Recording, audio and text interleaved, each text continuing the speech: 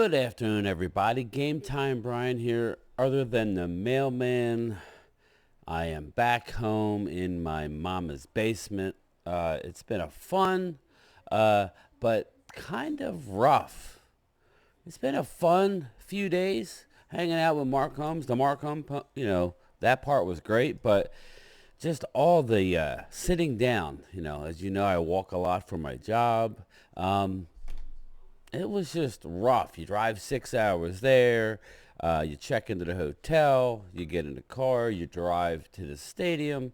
Um, you sit down and watch. Well, you get there early, and then you sit down and watch the Hall of Fame game. Then you go back, and then the next day you drive, and then you go to the Hall of Fame ceremonies. It's just a lot of sitting down, and my back is killing me. I feel like Mike Tyson. It's like, I broke my back. What do you mean by that? You My broke back is broken. what? A vertebrae or Well, what portion? Spinal. yeah, right, spinal. It's not quite that bad, but it was pretty bad. But happy to be back. I spent 3 days in Canton, and I'll just tell you guys this. I would say that it actually surprised me. We've all probably seen Canton, and on TV, we saw the induction ceremony. I've seen it countless times, but being there in person was really neat. It seemed like everybody had respect. There was reverence inside the building. It was just something that if everybody has a chance to do, they should do it. I would say I was pleasantly surprised. It's not overly crowded. As crowds go, if you go to an amusement park or if you go to Disney, it could be overwhelming. It really wasn't that bad. Inside the hall was crowded, but it didn't feel overwhelming. Um, Really not. And as far as the prices were concerned, the prices weren't bad at the stadium at all, whether for the game or for the induction ceremony. I didn't buy that much stuff, but compared to like a ballpark or an NFL, because you got to remember, yeah, it's the NFL Hall of Fame, but it's not owned by the NFL. It's a privately owned company, so organization, and beers were $10. If you wanted a beer, it was going to cost you $10, but that's pretty cheap. You know, I know I went to a Phillies game not too long ago, and beers were 14 for domestic and like 16 for like imports. That's for one beer. I think bottled water was $5. Souvenir cup soda was like $9. It's not horrible. I mean, I think bottled water was like $4. The small bottles. It just wasn't that bad. They had food there. I didn't have any of the food, but it just seemed like everybody was pretty friendly. They weren't like it wasn't Fort Knox there. They didn't harass you. They did check your bag briefly, but I mean, it was all in all, it was a good time, and thank God we had great weather. The weather was great when I first bought the tickets for the Hall of Fame game between the Jets and the Browns. Originally, it was supposed to be raining for the game, and I was kind of bummed out because I didn't take the time to see. Oh my God, I want to sit under the overhang. Turned out a little warm during the day, just a little bit, but nothing more than home. And it was great, man. I had a great time. And then me and Mark, we had some time on Friday.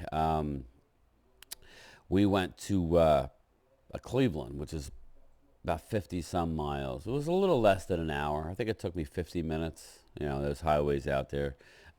Very cool. Now, obviously, we know Cleveland is a cold weather city in the winter.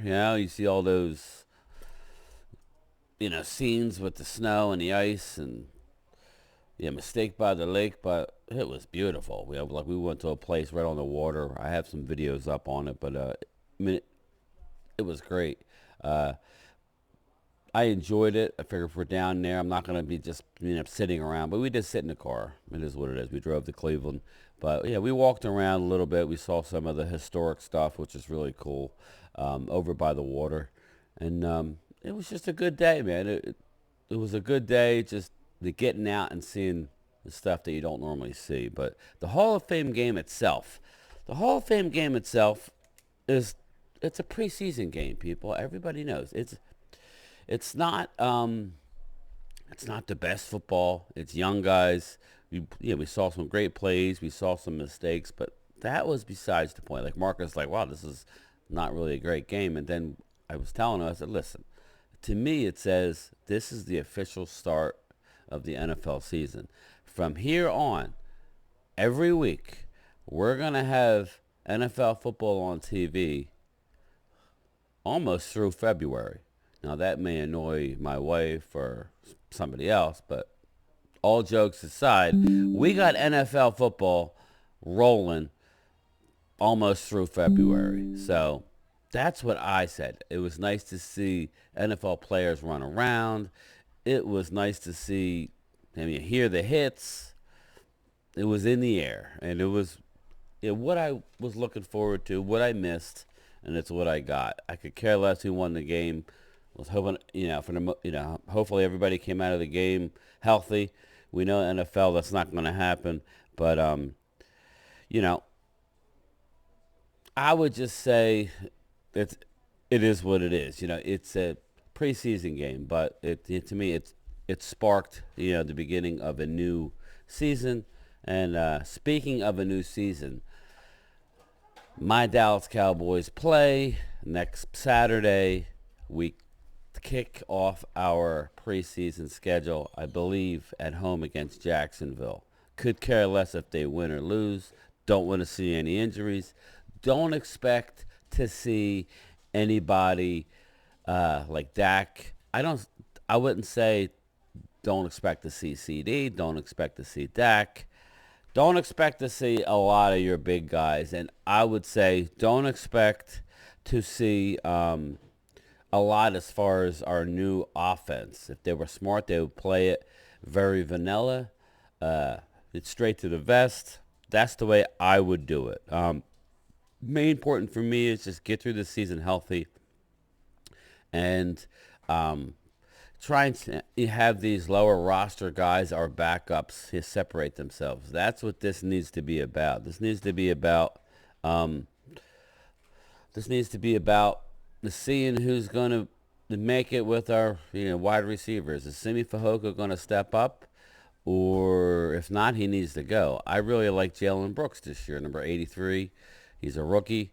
And he's, I had said his name before camp started that I was getting whispers that this dude has something special. Well, it's no surprise to me. Well, no, I'm actually surprised of how well he's doing and how well he's picking up the NFL playbook. Because you remember last year with Jalen Tolbert, it wasn't that easy. He kind of struggled. He struggled big time from high school to college, and then his first year of college to pro was almost a wash. He struggled with the play speed last year, and he struggled with the playbook. But that being said, Jalen Tolbert is killing it now, which I said, his ceiling is high, people. But this Jalen Brooks, man, he was a JUCO kid who ended up being transferring to a Division I school. And if you hear him talk, I think he's a keeper. So I don't want to lose Jalen Brooks like we lost John Ridgeway. We played John Ridgeway and we let him hang out there. And I'm telling you, 31 other teams, somebody's going to pick up a young, as far as I think, could possibly be a dynamic receiver. I'm not trying to put too much pressure on the kid, but he's killing it at camp. He's all over the place. So your camp battles, in my mind, are wide receiver. Is Simi Fehoko going to step up? If not, he's going to have to go. Nothing personal, Simi, but you see we got Kevontae Turpin, who's going to make the team as our primary kick return and special teams. Ace is really looking good at receiver, and he shout out to Primetime Phil and Mark Holmes. They both said, well, he hadn't had any time off last year. He came right from the USFL, right to a Dallas training camp, right to the season. He kind of hit a wall. He finally got time to relax in the offseason, and he looks really good on offense. But our receivers, we need to see who's going to step up. Is Dennis Houston going to? I would say he's another practice squad candidate. He's a guy I wanted to dangle last year and keep John Ridgeway. We didn't. We lost Ridgeway, and Houston ended up being on the practice squad pretty much all year. Listen, man, sometimes you got to go with the blue chip talent. Houston was a good find, but, we shall see. Safety. We need to see what's going to happen. Is Israel Mukwamu? He's listed as a safety. He's going to be on the team, people. He's banged up now, but he's going to be on the team because he played corner in the playoffs. Israel Mukwamu has a spot on his team. We just re-signed Malik Hooker, who I thought was a candidate for possibly not making the, maybe being moved. I was just looking at the salary cap hit. He had an okay year, but they brought him back on a 3-year deal, and that's good. Hopefully he keeps getting better and recovering from that, Achilles. It seems like those Achilles injuries, you need 2 years to recover from stuff like that. We have, I keep hearing about Wanye Thomas, about how he's looking. So in my mind, I'm like, who's not going to make this team? Who's not going to make this team? So, I really don't know. This is what we have to see. This is what we have to see in training camp games. They need to separate themselves. Our defensive line. Who's going to separate themselves from on the defensive line? Is Neville Gallimore going to have a bounce back? Or is Bohanna going to really step up? Or is Bohanna? I think Bohanna has a chance to get cut. I just do. And or Neville. You can't keep them both. And the last position I would say is offensive line. Who's going to step up? Is Josh Ball going to take up a spot again and not be able to play the position? No offense, Josh Ball, but it is what it is. We're watching it. Every time you're in there, you seem to struggle. Farniok is our main backup center. He struggled in snaps last week. He had two fumbled snaps in one practice, which is a lot. But now's the time to get it out of your system. But he is excelling everywhere else. So he's going to be like our backup center, guard, even tackle up at times. You got Matt Waletzko. He seems like he's going to be the swing tackle guy, but we need Josh Ball. We need to see what's going to go on with him. But, August 12th, like I said, it starts the preseason schedule. But I really can't believe it. I believe it's from today. What's today? Today's the 6th. 35 days. 35, just a little over a month. We're 35 days away from Cowboys at the Giants at MetLife Stadium. I will be there Sunday Night Football. It's around the corner, people. It is right around the corner. I'm excited for it, but there's a lot of work that has to be done before we get there. I was kind of higher. Everybody I talk to is not high on the Giants. I have them winning 9 or 10 games. I think they possibly will get in the playoffs. I am higher than most on the Giants. I'm not as high on the Washington left-hand up Commanders, but they look like they're playing really well in the preseason. So if Sam Howell can keep the ghosts away and the opposing defensive coordinator scheming up him, actually getting tape on him, then maybe they're that team that sneaks in. Both teams have potential. Both teams could beat you. So, long story short, I think that our division, you better be ready to go in each division game. You just better be ready to go. I don't think it's going to be a situation as much as I want it. us to run the division. I know we were 6-1 2 years ago in the division. I think we were 4-2 last year. I think we beat the Giants twice, beat the Eagles. Yeah, we were 4-2. I would say 4-2 would be really good. 5-1 would be great. I'm just going to keep it the 100. That's what I would think would be a very successful year as far as the NFC East. Last but not least, Micah Parsons. As I just went to the Hall of Fame, me and Mark had a great 3 days. He comes out and he makes a statement. You either love Micah Parsons or you hate Micah Parsons, which is he's fitting to be a Cowboy because you either love us or hate us. But regardless, we're in your face and you're going to hear us. He said he just doesn't want to be a Hall of Famer. He wants, but he wants to be one of the best Hall of Famers. Basically meaning some Hall of Famers are better than others, which I understand what he's saying. I love his passion. Do not take that as him being cocky.